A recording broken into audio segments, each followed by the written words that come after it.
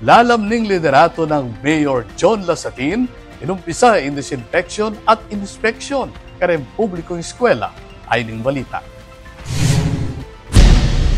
King Ciudad ng Angeles, inumpisa ng Mayor Carmelo John Lazatin II ding malawakang disinfection drive at building inspection karempang publikong eskwela at daycare centers King Ciudad, katukining pamagtas dareng kaso ning influenza-like illness.